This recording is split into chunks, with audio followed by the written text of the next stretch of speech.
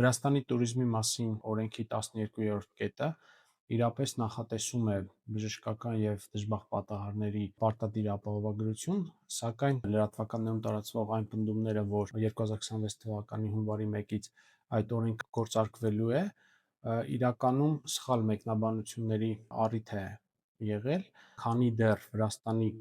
կառավարությունը չի հաստատել տվյալ որոշումը, ապա օրենքի կիրառությունը չի կարող լինել, քանի որ չկան հստակ սահմանված մեխանիզմներ, թե օրինակ սահմանապահները ինչպես պետք է ստուգեն հենց առողջապահական այս ապահովագրության մասին փաստաթուղթը կամ չլինելու բացակայության պայմաններում ինչ տուգանքներ են սահմանվելու, եւ լրատվականներում տարածված այն տեղեկությունները 300 լարի տուգանքի վերաբերյալ ոչ մի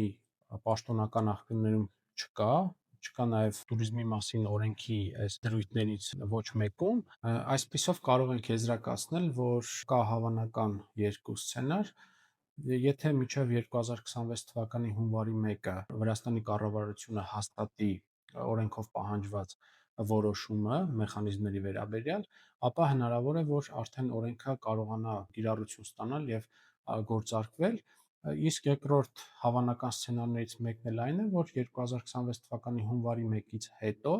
ինչպես նախորդ անգամ, օրենքի կիրառությունը կհետաձգվի որոշ ժամանակով։